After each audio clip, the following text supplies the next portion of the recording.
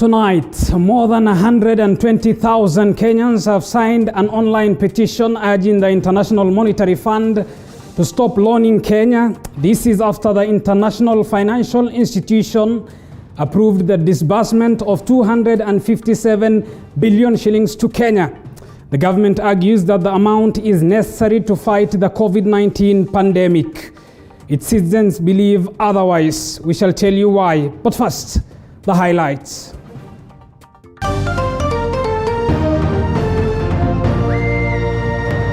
Tonight, results should be out by that time. Should there be any change for any particular reason, we'll let you know. KCP results will be released in 2 weeks' time, CS Magoha says. Also tonight, government set to resume a security operation in Baringo County following an increase in cases of banditry attacks in the area. And Tanzanian President Samia Suluhu to form a committee of experts which will advise her government on the actions on COVID-19. Na kusudia niunde kamati ya wataalamu waliangalia swala la COVID kwa upana wake.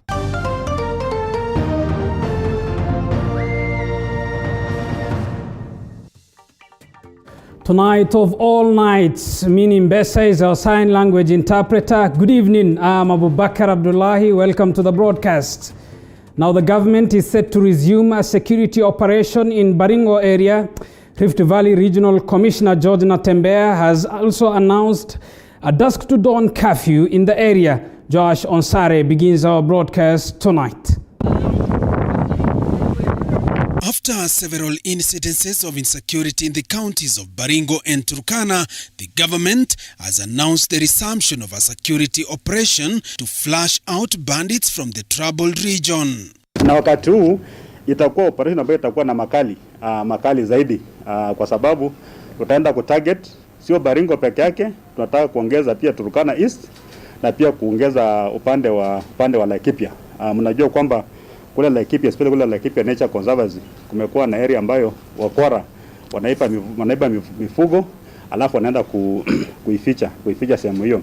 Rift Valley Regional Commissioner George Natembeya said that the intervention by political leaders who had requested for a 1-month ceasefire as they engaged the locals had failed to bear fruits, warning the leadership from interfering with the police operation. We are going to take charge na wale viongozi sasa tumesema kwamba hakuna value ambayo wana add katika hii operation.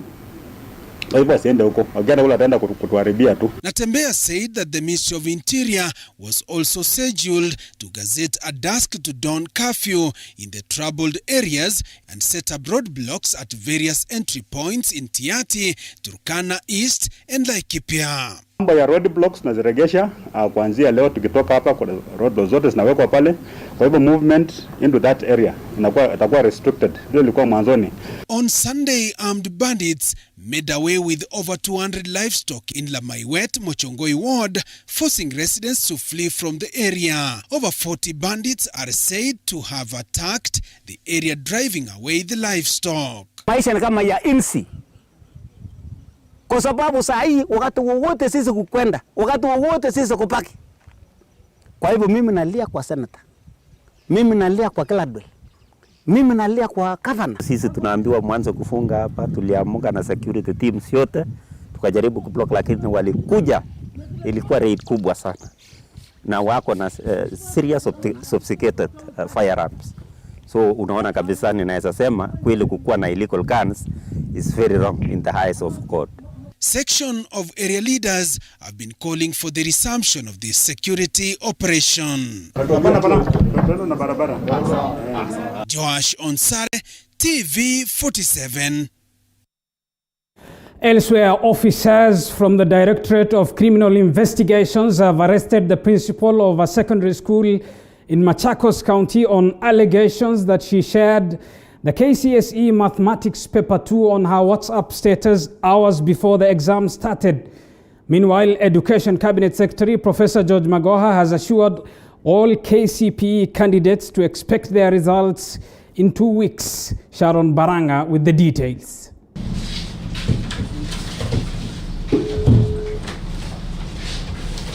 The day started off well for Beta Mutuku, the principal at ABC Kiseveni Secondary School in Machakos County. What she didn't know was that she will be receiving visitors who would totally change her day. In the morning, when KCSE candidates were sitting for their mathematics paper 1, officers from the Directorate of Criminal Investigations arrived at the school after they were informed that Beta had shared the KCSE Mathematics Paper 2 on her WhatsApp status hours before the exam started. It is reported that she intentionally posted the exam paper on Monday evening for the candidates to study overnight before they sat for it, claims she denied. It was in your status. No, it was sent to me, but by even a number I don't know. The contact is not even in my phone. Who sent to you? I have the number. Everything I can pass to you. Let us get that number. No, forget about it. I know. We don't want a lot of stories. Okay. You hand over the phone to us, and we don't have that one. So we ask you question. You have your deputy? Yes. Give me this one. You have to call your deputy and hand over. Police officers were not satisfied with her responses, and so they confiscated her mobile phone before arresting her. The principal has told us that he doesn't know who put the exam in her status, but she has confirmed to us this is the ongoing paper. We have also confirmed, we have gone in the classroom, we have found it is the ongoing paper. So what we have decided as investigators, we are going to the police station with her in the DCI. We are going to investigate the matter. We are just going to handle her phone to the cybercrime DCI headquarters so that we can know where the exam originated from to go to her status in the WhatsApp. Otherwise, so far, we do not know the originating point of the examination to her phone. She has confirmed to us she was just alerted by the intelligence people that her status has got to the national examination. We are commencing our investigations, and we shall, if we find out that she is the one who put it herself, she will just face the law. The second paper is the one that is usually under attack, but we have ensured that that attack is thwarted, and that even if you are able to get a few crooks to sit for the paper, they are unable to get the paper back to the children in the examination hall. This is happening in about 0.001%. The annoying thing is that it is taking quite a bit of our time. In Kisumu, the Education Cabinet Secretary was supervising the distribution of the examination papers to center managers. The CS assuring the KCPE candidates class of 2020 that they will be receiving their results in 2 weeks. In the inside of the next 2 weeks, the results should be out by that time. Should there be any change for any particular reason, we'll let you know. Like I said, we are on track. Currently, the examiners marking the KCPE exam are working on insha and composition papers. Sharon Baranga, TV 47. Thank you, our senior education affairs reporter Sharon Baranga, for that. Now to matters health, and Johnson & Johnson company has announced a 220 million vaccine donation to the 55 AU member countries. According to the company, the move is aimed at ensuring equity and the availability of the COVID-19 vaccine to African countries. Our health reporter Zainab Mohammed has more. Even as many African countries continue to struggle with access to COVID-19 vaccines due to the high demand across the world, Johnson & Johnson company has announced a 220 million vaccine donation to the 55 AU member countries. According to the company's CEO, Alex Goski, the move is aimed at ensuring equity and availability of COVID-19 vaccines to African countries. Alex says, and I quote, "Our support for the COVAX research facility, combined with supplementary agreements with countries and regions, will help accelerate global progress towards ending the COVID-19 pandemic. End of quote. The Kenyan government has on numerous occasions announced its intention to bring in the Johnson & Johnson vaccine due to its one-dose structure that the government says will reduce the vaccine operational cost in a big way. The Johnson & Johnson vaccine that is manufactured in South Africa is reported to have a 95% efficacy against coronavirus. Meanwhile, a total of 394 new COVID-19 cases were recorded in the last 24 hours, 2,217 recoveries and 14 new deaths. Zainab Mohammed, TV47. Well, still on matters health, and have you taken a COVID-19 jab? Well, here are some of the reasons why some Kenyans are yet to take the jab so far. Iko hapa iko mbali sana na mimi kwa sababu yenye iko karibu ni Kenyatta. Kuna mahali nyingine naweza ipata. Sasa ikikaribia inaweza kuwa mzuri sana. Tungetaka watuletee hiyo vaccine hapa ama watuambie kwenye tutaenda, kwa sababu hata tunajua kwenye inapatikana.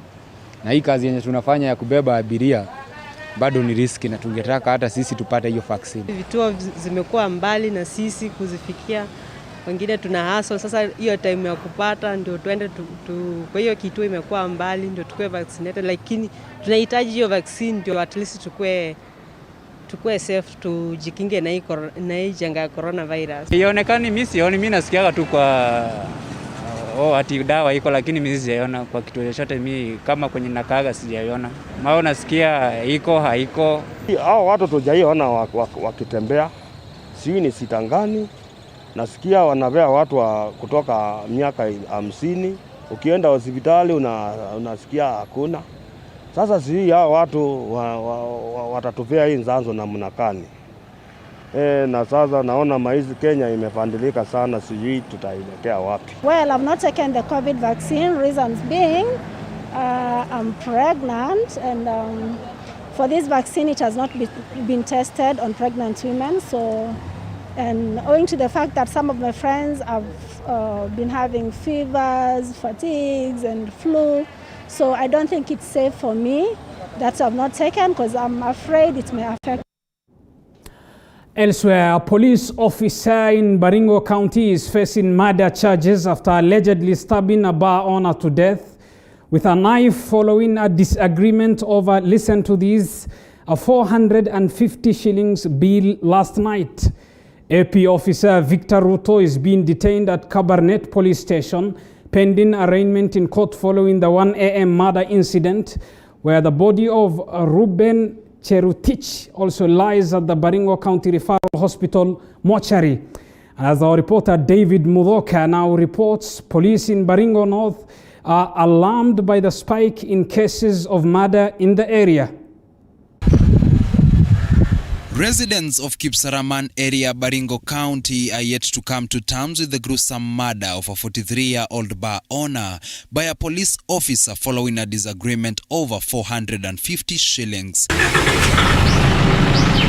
32-year-old administration police officer Victor Ruto, who has since been arrested, is said to have been on a drinking spree at Three West Bar belonging to Ruben Cherutich when a war of words between him and the bar owner erupted over a bill of 450 shillings. Akakunya kesi ngapi?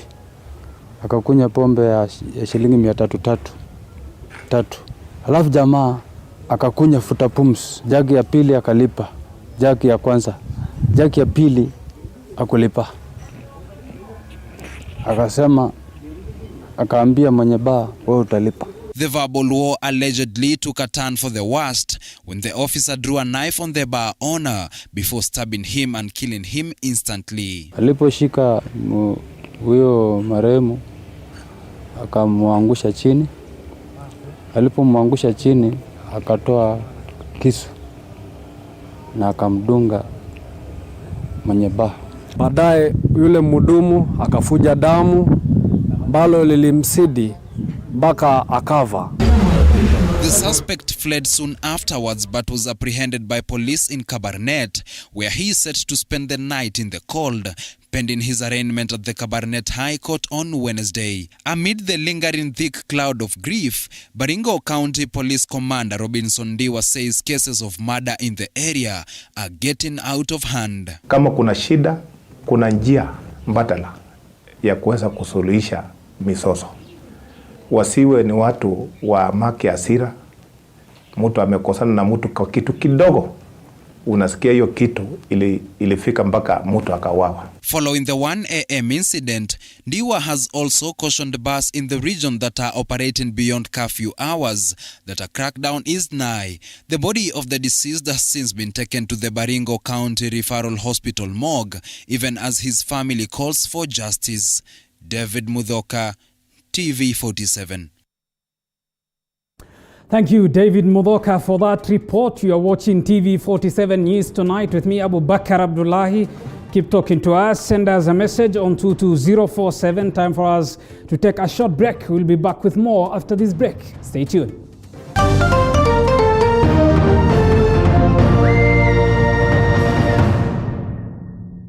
You are watching TV. As the country gears up for possible BBI referendum and 2022 general elections. As the salvos enter a too familiar territory. William Ruto will serve his 5-year term as the deputy president. Pundits Night is here to give you powerful, thought-provoking political commentaries. The mountain can produce a country. Give Moses Kuria a chance to respond. Let me ask you this. Are you not taking advantage of first my situation? You talk about the people with the ultimate power. Kikuyus will vote for somebody from outside their community to be the next president of this country. We talk to the newsmakers, the opinion shapers, and the pundits. Fair enough. I believe As we dissect everything you need to know to make an informed decision.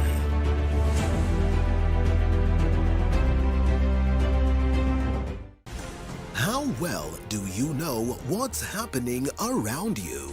Morning Cafe with heated political debates. The position of the Prime Minister will go to a party with the most elected members. I clearly know that neither Raila nor Ruto are in the work plan on the roadmap for transition as far as the government is concerned. Informative health discussions, business, farming, Tasty Wednesday, Fitness Thursday, and Feel Good Friday with amazing DJs, celebs, and music bands. Back to the seasons of my years. Every Monday to Friday from 6 a.m. to 9 a.m. Did you know that your business keeps our economy running? You need the skill, not the papers.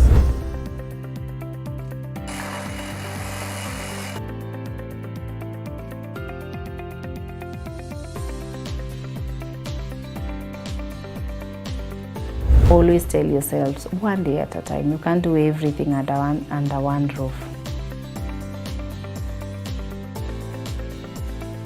Over time, I've had to realize that good things take time. The Grind, every Monday at 7:30 p.m.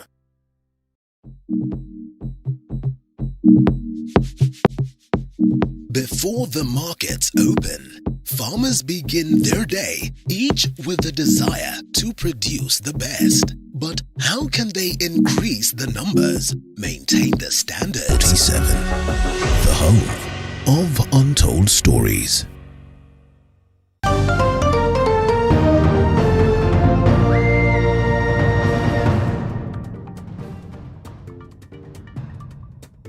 Welcome back to TV47 News Tonight. Keep talking to us, send us a message. Thank you for choosing us. Let's get to more news now. And the Kenyans continue to pile pressure on the International Monetary Fund not to give the government any more loans.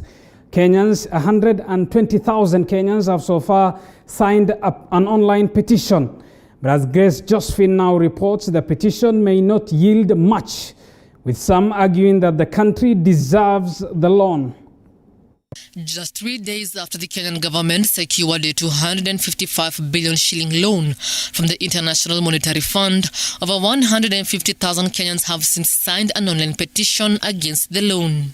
The general assumption is the IMF loan will eliminate poverty should it be distributed equally to all Kenyans. False, as former Director General of Public Debt at the National Treasury of Kenya explains. Let's say was to give that money to Kenyans. Let's say every Kenyan got on average, let's say about 10,000 shillings. I think it's slightly less. 10,000 shillings and you go out and spend.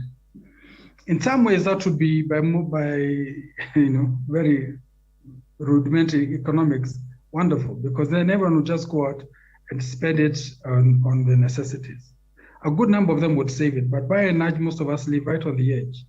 So 240 billion shillings would have a massive effect if it was given directly to the public, but it can't, because that money comes with specific and prescribed conditions of how it can be spent. And the government is checked on it. We'll have IMF teams coming to check how that money has been spent. So that might not be a live option.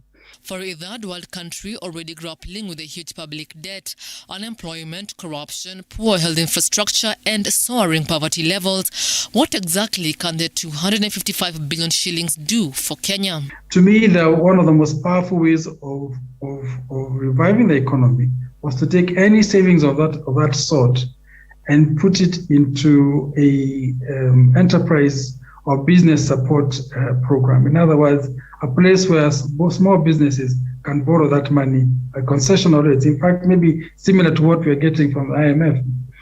Now, to me, those are sort of some of the conversations that we need to hear a lot more.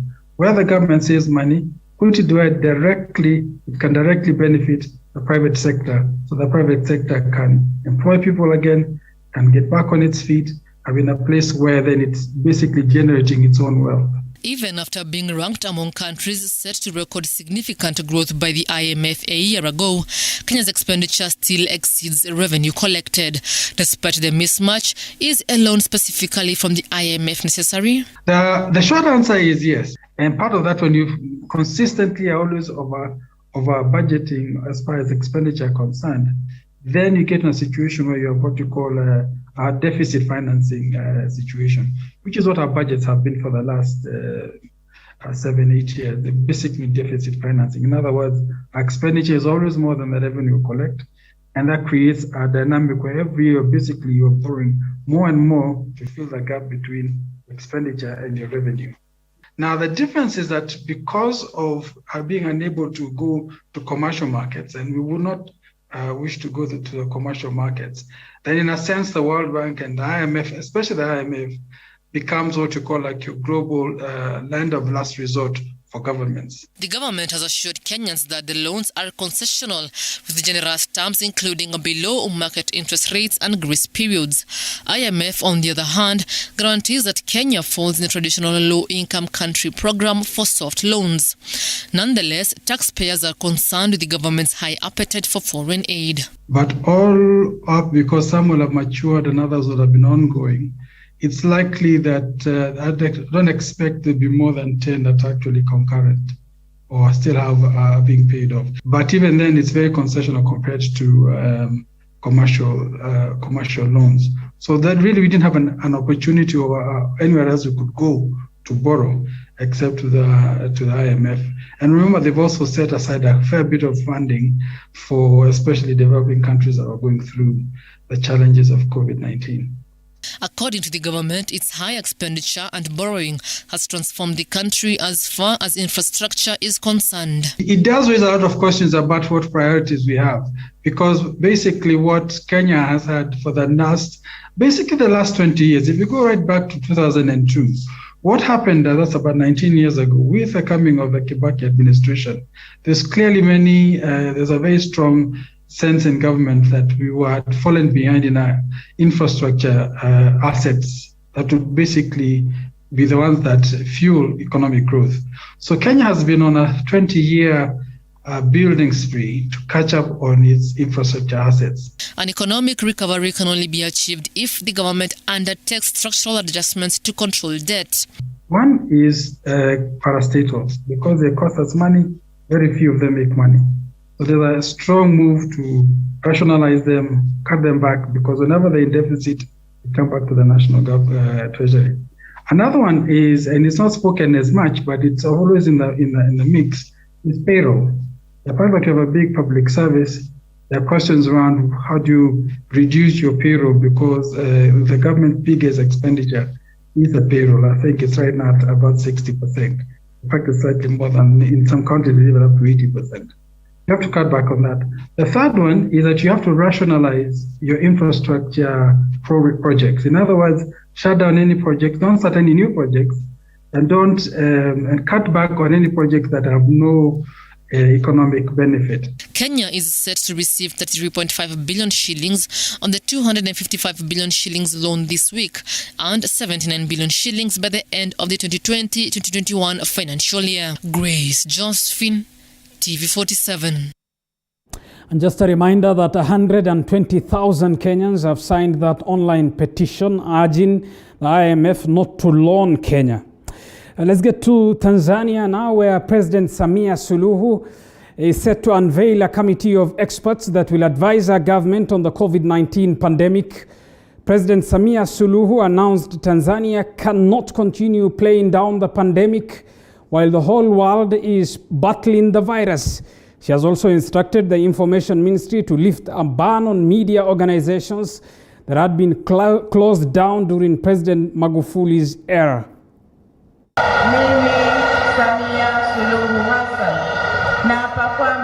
3 weeks since she was sworn in office as the 6th President of the United Republic of Tanzania, President Samia Suluhu Hassan has hinted at changing Tanzanians' approach in the fight against COVID-19. In a move to ostensibly vacate late President Magufuli's controversial stance on the existence of COVID-19, President Samia is set to name a committee of experts that will advise the East African country on the way forward. Samia says Tanzania cannot refute or play down the existence of the disease or follow World Health Organization's guidelines blindly without intervention from Tanzanian scientists. Nakusudia niunde kamati ya wataalamu waliangalie swala la COVID kwa upana wake, waangalie remedies tunazoambiwa tusaidia kwa upana wake kitaalamu kabisa, halafu watushauri serikali. Halifai kulinyamazia, aidha kulikataa au kulikubali bila kufanya tafiti ya kitaalamu. Tutafanya tafiti ya kitaalamu, tutaonda wataalamu watuambie upeo wa swali au tatizo hili lilivyo, na hayo yanayopendekezwa na ulimwengu kuja kwetu, je, yakoje kitaalamu kwa utaalamu wetu ndani. President Samia, as if departing from Magufuli's assertion that COVID-19 does not exist in Tanzania, said her country cannot survive as an island when the whole world is racing against time to win over the pandemic. Rais Kikwete alituambia akili za kuambiwa.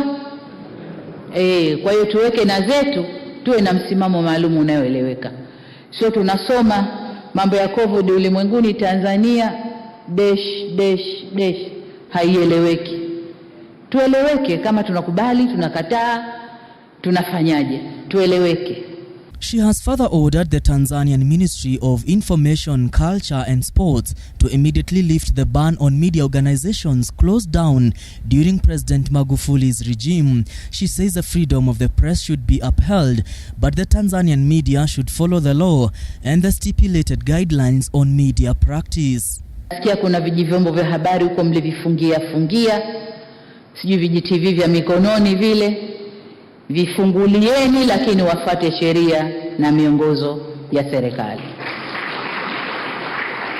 Lakini vifungulieni, tusiwape mdomo wa kusema tunabinya uhuru wa vyombo vya habari, lakini mhakikishe kila mliyempa ruhusa ya kuendesha chombo cha habari anafuata sheria za serikali na kanuni ziwe wazi. Kosa hili adhabu yake ni hii, na mnakwenda kwa adhabu mlizoziweka kwenye kanuni. President Samia's order prompted Eric Kabendera, a Tanzanian journalist prosecuted and jailed by Magufuli's regime, to break his silence 13 months since he was released. Kabendera, a senior investigative reporter, says President Samia Suluhu's presidency means freedom to brave Tanzanian journalists, human rights defenders, and politicians who have been harassed, jailed, and disappeared since President Magufuli took over in 2016.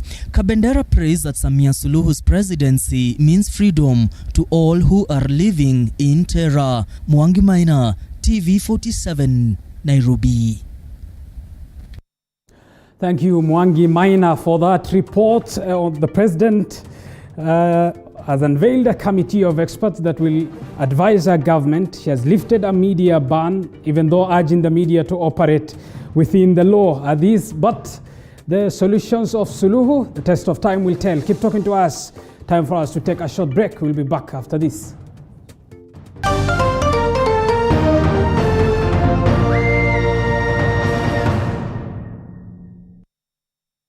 As the country gears up for possible BBI referendum and 2022 general elections, as the salvos enter too familiar territory, William Ruto will serve his 5-year term as the deputy president. Pundits Night is here to give you powerful, thought-provoking political commentaries. The mountain can produce a country. Give Moses Kuria a chance to respond. Let me ask you this. Are you not taking advantage of first my situation? You talk about the people with the ultimate power. Kikuyus will vote for somebody from outside their community to be the next president of this country. We talk to the newsmakers, the opinion shapers, and the pundits. Fair enough. I believe that part so that I don't lose. As we dissect everything you need to know to make an informed decision.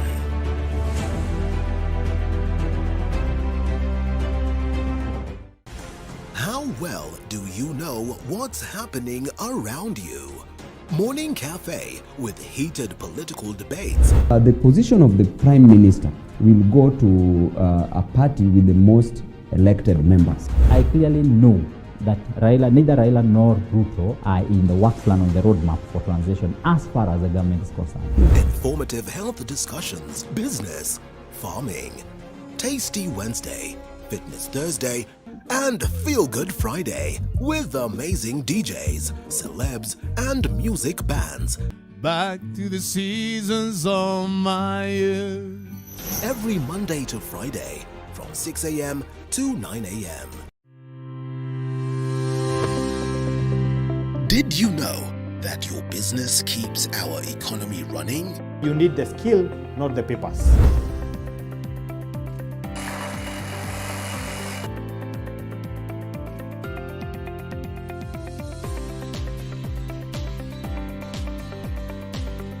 Always tell yourselves, one day at a time. You can't do everything under one roof. Over time, I've had to realize that good things take time. The Grind, every Monday at 7:30 p.m.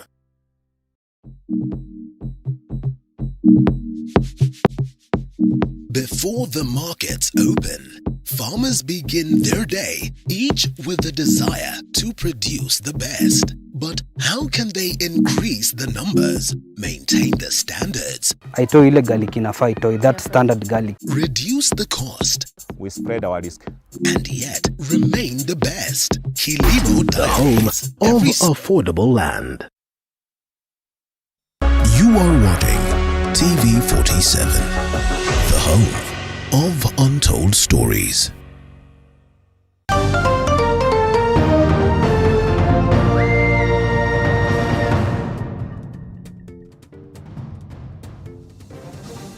Welcome back. Now, a section of politicians from the coast region have faulted the move by the Special Committee on COVID-19 in Mombasa County, which directs the locals to use the floating bridge at specific operational hours instead of the ferry. Our reporter Petronila Goren reports from Mombasa. Speaking in Mombasa today, Senator Mohamed Faki has condemned the directive on compulsory use of Liwatoni Bridge by residents who cross the channel from Likoni to Mombasa Island and vice versa. The leaders reiterated that the people should not be forced to use the Liwatoni Bridge, as it was causing congestion during peak hours. Pale pia haki za wananchi zinadhulumiwa kwa sababu huwezi kuondoa service ambayo ni public service bila ya kutaka ushauri ya wale wanaohusika na ile service. Na vile vile pia ukiangalia msongamano uko pale sasa, ina maana kwamba haki za watu wa Likoni kutembea kuja mjini na kurudi zinaathirika. Ukianza kulazimisha watu maelfu kwa maelfu, the current constitution of Kenya ambao kwamba wa Kenya waliipigia kura, na hata hii katiba ambao kwamba itakayokuja, hakuna pahali kokote ambapo kwamba una uwezo wa kulazimisha watu. So we need to have people to be able to work together. Sio tunalazimisha watu wanakaa na wanasongamana. They say users should be allowed to choose either to use the ferry or the bridge, as reports on increased theft at the bridge had been reported. Sasa kule wakipita nasikia kule uwizi umezidi. Sasa hivi anayevuka na bridge hawezi kwenda na simu. Kwa nini wasingeiweka ile kama option nyingine? Mtu anayejisikia avuke na kule, ambaye mwingine, kwa sababu ikianza polepole watu wenyewe watajigawanya. Meanwhile, human rights organizations from the coast region have launched a report on human rights violations in the 6 coastal counties. The report has highlighted an increase in human rights violations compared to 2019. According to Haki Africa's CEO Hussein Khalid, cases of torture by police and gender-based violence have recorded high numbers, which are attributed to the implementation of COVID-19 containment measures. Tumeona kwamba torture again by police imezidi. Wameacha kuua, lakini mateso, kupiga watu, hasa kwa mambo ya COVID-19 pandemic, torture increased by 186%. Gender-based violence cases zimeongezeka. And the main issue ni kwamba dada zetu, mama zetu wengi wa hapa pwani, they survive through a day-to-day manual labor. Wengi wao ni wenye wanauza tomato, wanauza viazi, wanauza mahamri. Now because of the lockdown, because of the COVID-19 pandemic, most of these women were not able to sustain themselves economically. The report is expected to be tabled in the National Assembly and Senate for adoption. For TV47 from Mombasa County, I'm Patronila Goren. Well, from the country's coastal capital of Mombasa, let's get to Kakamega, where at least 2 people have died in unclear circumstances after experiencing uncommon swells in some parts of their bodies in Shinyalu, Kakamega County. This brings to 8 the number of people who have died so far of the disease that is yet to be identified. 2 more people have been reported dead in unclear circumstances after experiencing uncommon swells in some parts of their body. The 2 now raises the number to 8 people who have died in the past 1 month after experiencing similar conditions in Shina Village, Shinyalu constituency, Kakamega County. The family of Anthony Wiraka is mourning him after he died yesterday. The family is already preparing for his burial, being the latest casualty to succumb to the mysterious disease.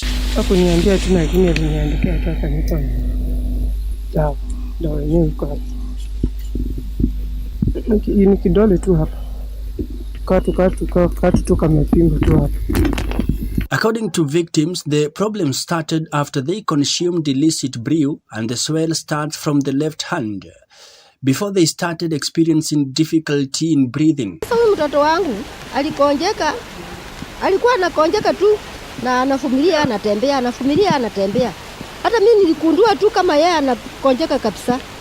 Sasa ile siku yenye alikonjeka anasikia uchungu, ndio bibi yake akakuja akaniambia, mama, watu kanaumia hapa kwa nyumba. Kijana akakula mkono witu wanafuranga tu mkono, ikakuwa tu hivyo tena, ikatoka ngozi, ikakufa, kazika kidogo. Mwingine akakufa huko ng'ambo tena, mkono tu hapo ng'ambo kidogo, mkono huu tu katoka ngozi tu hivyo akakufa. Kakamega County health officers have visited the village and they are expected to issue a report regarding the incident that has already claimed 8 lives. Thank you, Mike Kagwongo, for that report. Let's get to Isiolo County, where the Health Ministry in Isiolo County is on high alert as Muslims start the holy month of Ramadan in few days' time. Isiolo County Director for Public Health, Ramadan Gurasha, says health guidelines must be adhered to by those observing the holy month of Ramadan, which is characterized by many people praying in the mosque. Kuwahimiza na kuwaomba ya kwamba wawache ile kitendo yetu ya zamani, the practice ambayo tulikuwa tunafanya katika maombi, wakati ya maombi na vile vile wakati ya kufuturisha watu kukula. Lazima kuna watu wengi sana. Kuna maombi ambao tunaomba kila wakati tukifuturu, lazima tuombe katika jamii, na vile vile kuna maombi tunaita tarawih, na vile vile katika harakati ya jioni kuna watu ambao wako na uwezo ambao wanaweza kukulisha watu ambao hawana uwezo. Tuliamua kwamba je, ni vipi ambao wataweka mkakati ambao ya social distancing, kuvaa mouth mask, na katika kusali kuweka material kidogo juu ya ile jambi kubwa ili herufu na katika kukaa hivyo isije kaenea katika jamii. La pili, tunaomba mashek ya kwamba tukisimama katika jamii, mnajua kwamba mkisimama kwa muda mrefu ndio herufu inasambaa na inaelekea kwa wengine. Tunasema ni vipi tunaweza weka social distance, tuweke jamvi ile kidogo yetu, na vile vile tusome ile Quran haya kidogo ambao inastahili kwamba watu wasije wakapate fursa ya kuwa expose ama kuonekana katika hiyo mazingira. Well, the Isiolo County minister is named Ramadan Gurasha, and his caution is on the month of Ramadan, which is in few days' time.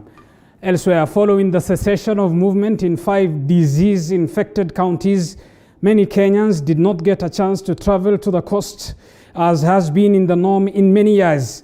However, there has been an inter-county tourism in the coast region, with domestic airline companies now being forced to add more flights in their inter-county operations.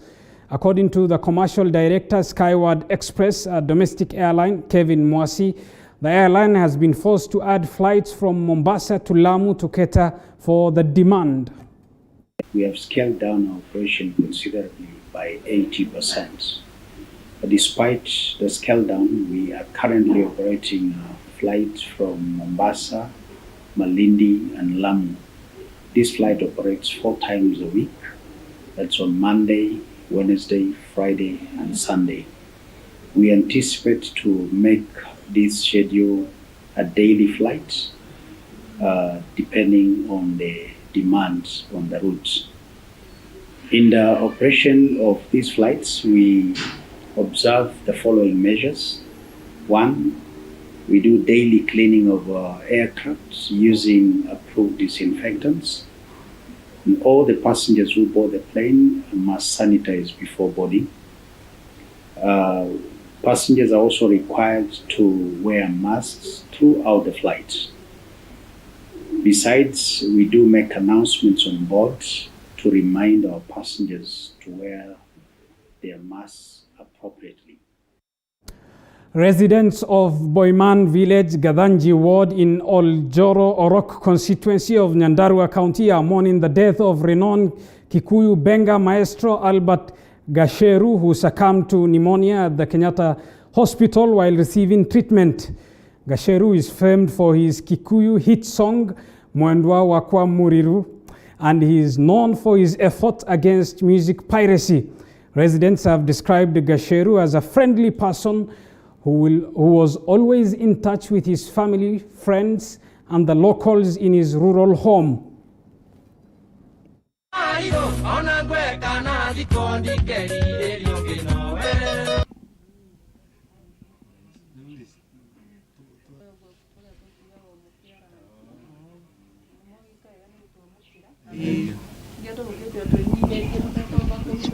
Inyo murago ubone igangirokire age mundu umwe haha kiambata no arihurira thimu.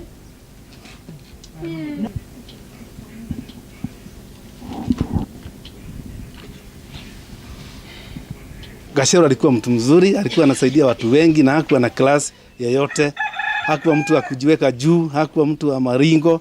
Ukikutana na yeye tu anazungumza na wewe hata kama mtoto tu amsemia maito ama mumunya, anajulikana sana mumunya ama Maliro. Akikutana na mtoto amuita Maliro, anamuuliza wewe mtoto wapi, wewe mtu wapi, anamwambia pengine area ametoka. Otherwise Gachagua alikuwa mtu mzuri na hakuwa na mambo mingi. Gachagua vile tunamjua ni mtoto wa hii boma na ni wa hii area. Sababu Gachagua hata kama ni mchango kwa kanisa, kwa makanisa yote, hata kama ni mchango kwa watu yote, kama ni mgonjwa, kama ni shule, yote tu ukimuita akijua tu anakuja anatutumikia. Tulikuwa tunamfahamu kama mtoto wa nyumbani na hata nyimbo zake tulisipenda sana. Ukitaka mambo akusaidie maneno yoyote, hata kama ni ya shule, mwambie Gachagua mimi nataka kitu kidogo, nipeleke mtoto kwa shule. Ananikueleza ni pesa ngapi unataka. Gachagua anakupatia pesa, unarudisha mtoto kwa shule, anasema mtoto sio yako, mtoto ni ya ulimwengu na ni ya watu yote. Sasa sisi tunapenda Gachagua kwa sababu ni muibaji. Hata iko nyimbo alikuwa anaiba na yeye msichana wangu anaitwa Virginia Wangui, walikuwa anaiba naye. Sasa kutoka siku hiyo akakuwa mgonjwa, hawajamaliza hiyo wimbo, haikuisha. And may Gachagua, the man who famously sang for his lover's soul, rest in peace. Elsewhere, President Uhuru Kenyatta has emphasized the need for climate change action that supports sustainable development and post-COVID-19 green recovery plans during a virtual leaders dialogue on the African COVID climate emergency organized by the Global Center on Adoption and the African Development Bank. The president told the high-level meeting that was co-chaired by the Global Center on Adoption chairperson Ban Ki-moon and president of the African Development Bank Akinwumi Adesina that Kenya had deployed sufficient and significant national resources to scale up climate change adoption efforts.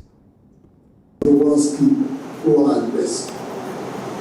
Indeed, our ongoing battle against the coronavirus.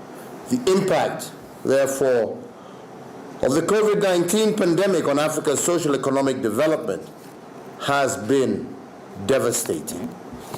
For the first time in 25 years, the African continent is experiencing a decrease in our gross domestic product, a decrease estimated by more than 3% in 2020. And this has rendered many, many millions of our people into extreme poverty. Improved access to finance at scale is therefore key if African economies are to be able to restart their economies and indeed once again embark on a low carbon, resilient and inclusive recovery of which we are partners to, but not the cause of. Well, it's time for us to get to the world of sports now. Let's bring in Dennis Otieno, our sportsman. Dennis, good evening.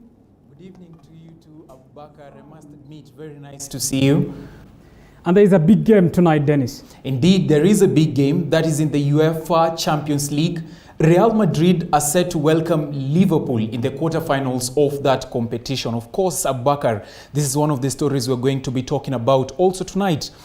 We shall be telling you why the swimming fraternity is in a mourning state. Now, this and more coming up in just a bit.